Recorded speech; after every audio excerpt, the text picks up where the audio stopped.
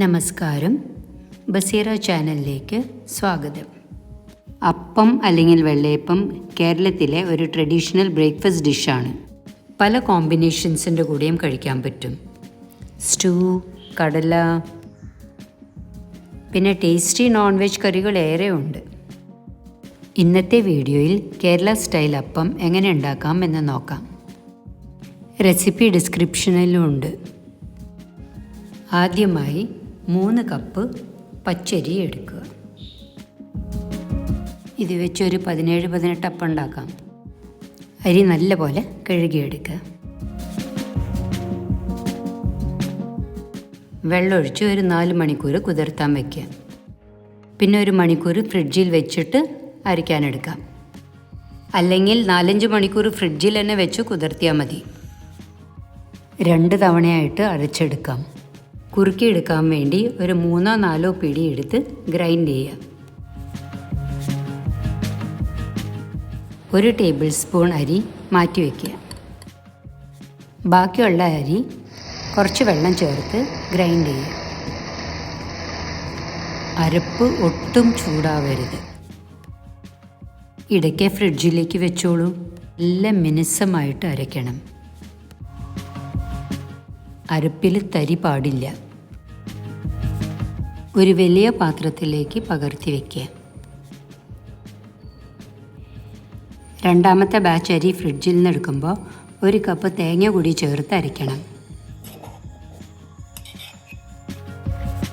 അരപ്പ് കൂട്ടിച്ചേർക്കുക. ഇനി നേരത്തെ മാറ്റി വെച്ച തരി ഒരു 3/4 കപ്പ് വെള്ളം ചേർത്ത് കുറുക്കിയെടുക്കുക. തിളച്ചു കുറുകി വരുമ്പോൾ തണുക്കാൻ മാറ്റി വയ്ക്കുക. നല്ലപോലെ തണുത്തതിന് ശേഷം അരപ്പിലേക്ക് ചേർത്ത് കൊടുക്കുക. മിക്സാക്കി മാറ്റി വയ്ക്കുക.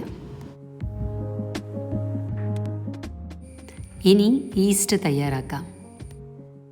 2 ടേബിൾ സ്പൂൺ ചെറുചൂട് വെള്ളത്തിലേക്ക് 1 ടീസ്പൂൺ പഞ്ചസാര ചേർത്ത് അലിയിക്കുക. ഇനി 1/2 ടീസ്പൂൺ ഈസ്റ്റ് ചേർത്ത് നല്ലപോലെ മിക്സാക്കുക. അടച്ചു വയ്ക്കുക. ഒരു 20-25 മിനിറ്റ് കഴിയുമ്പോഴത്തേക്കും പതഞ്ഞ് വരുന്നത് കാണാം.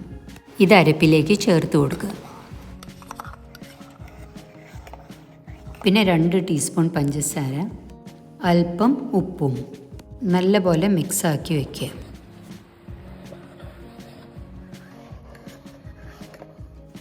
ഉറുമ്പും പ്രാണികളും വരാണ്ട് സേഫായ സ്ഥലത്ത് സൂക്ഷിക്കുക. ചൂട് കാലാവസ്ഥയിൽ ഒരു 8-10 മണിക്കൂർ കൊണ്ട് ഫെർമെൻറ്റ് ചെയ്ത് കിട്ടും. പാത്രം വലുതായിരിക്കണം, അല്ലെങ്കിൽ ചിലപ്പോൾ ഫെർമെൻറ്റ് ചെയ്യുമ്പോൾ ഓവർഫ്ലോ ആവും. മാവ് കൂടുതലാണെങ്കിൽ വേറൊരു പാത്രത്തിലേക്കും കൂടി പകർത്തി ഫെർമെൻറ്റ് ചെയ്യുകയായിരിക്കും നല്ലത്.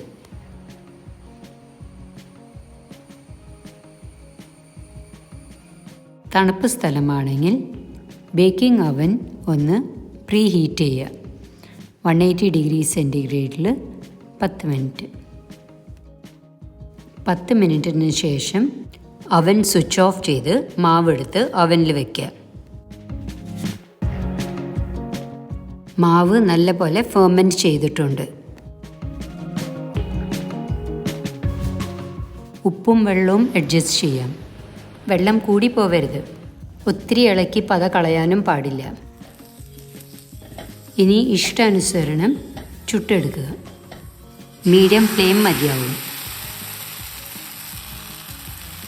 ട്രഡീഷണൽ അപ്പച്ചട്ടിയിൽ ചുടുമ്പോൾ നടുഭാഗം കട്ടിയായിരിക്കും.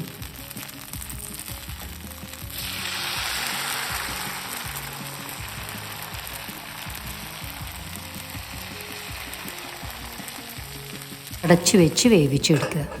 1-1.25 മിനിറ്റ് മതിയാവും. അങ്ങനെ നമ്മുടെ അപ്പം തയ്യാറായി. നല്ല അപ്പമാണെങ്കിൽ നല്ല സോഫ്റ്റും ലേസ് പോലെ ഇരിക്കും.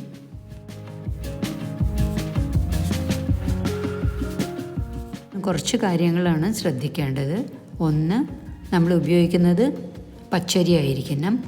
2, മാവ് ഒട്ടും ചൂടാവാൻ പാടില്ല.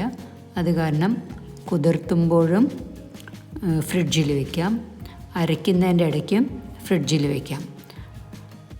മൂന്നാമത് നല്ല മിനുസമായിട്ട് അരച്ചെടുക്കണം.